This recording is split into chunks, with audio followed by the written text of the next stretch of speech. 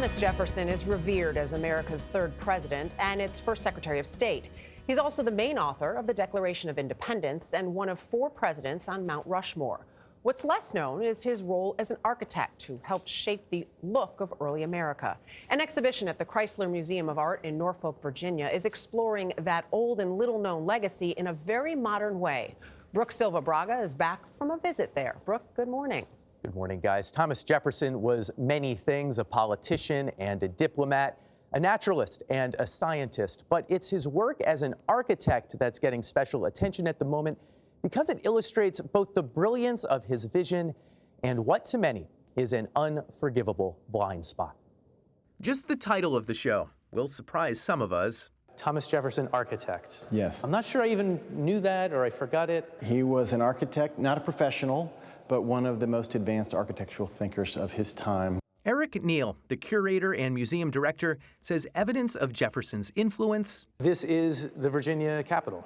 Yes. Is how familiar his designs now look. So this looks almost like a cliche of a government building now. But it wasn't then. Jefferson was saying, we want to do like what the ancient Romans and what the ancient Greeks did, because they had the highest form of government, and the legislators acted with wisdom, and the architecture should convey that.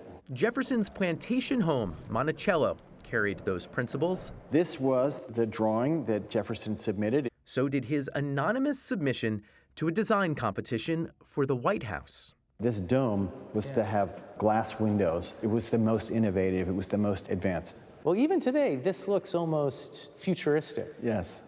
I'm not sure it could actually have been built. That may be why it looks like something I haven't seen. These models first appeared at an Italian retrospective on Jefferson's architecture. Neal saw that show and wanted to bring it home to Virginia, but realized that was a complicated idea. Would it be going too far to say that you thought that exhibition wouldn't be well received here? It wouldn't be enough. And if I had presented that exhibition, I would have rightly been criticized. Jefferson's designs, after all, were made into buildings by slaves. Yes, as a politician, he helped end the Atlantic slave trade, but at Monticello and elsewhere, Jefferson owned more than 600 human beings, including his own mistress, Sally Hemings. Do we know who made these? In some cases we do, in some cases we don't. So Neal enlisted a diverse group of advisors to make a new kind of exhibit. It's a very fine work of art, highlighting the otherwise anonymous people who built things like this door. They've been able to analyze the grain and the grooves and the details of the door and connect that to a set of tools that are known to have been John Hemings. John Hemings was Sally Hemings' brother. We don't know who the fingerprints in this brick belong to, but here it is, under glass, next to a handful of handmade nails, and a tribute to Isaac Granger, one of the men who made Jefferson's nails. He's wearing his workman's apron and his shirt. He's showing you his hands, which are signs of his creativity. Love it or hate it, the exhibit is a profoundly different way to present Jefferson. I could see people saying, this is an American hero, why are you trying to bring him down? I could see people saying, this is a slaveholder, why are you still building him up? I've gotten a couple letters. How could you do this to Thomas Jefferson? Why would you tarnish the image of this great man? And I've had other people say, really, we want to give praise to this man who really had a concubine, who had a slave mistress.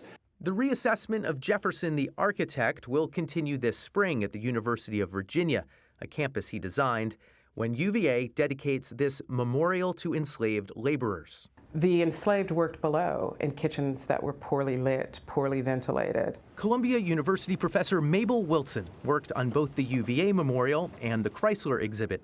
She studies architecture and race and says one of Jefferson's hallmarks was finding ways to hide the places where slaves lived and worked.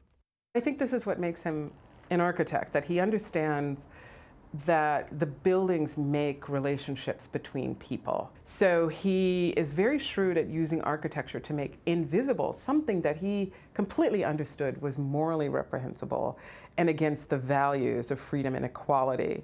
This is all part of a larger reckoning in Virginia. For so long, we've only told one side of the story. Janice Underwood is Virginia's first ever director of diversity, equity, and inclusion, hired by Governor Ralph Northam after a racist photo was found on Northam's yearbook page. Virginia's second governor was Thomas Jefferson, who designed the Capitol building where Underwood now works. He said that all men are created equal, and while I know that to be true, he would not have included me in that. He would not have included Sally Hemings in that, or any of his children with Sally Hemings. Underwood says she isn't sure if the statue of Jefferson just behind the Capitol should even stay up. So I don't know. We're reckoning with those questions now.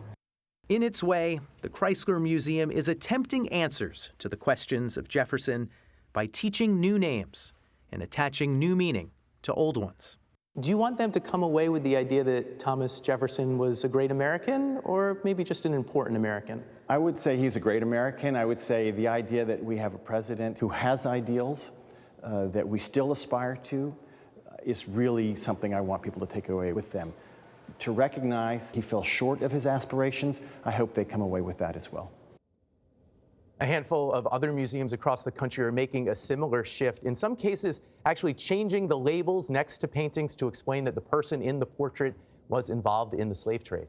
An important point to make. A great American he may have been, but a flawed one if you hold regard to the writings of the man himself. All men are created equal.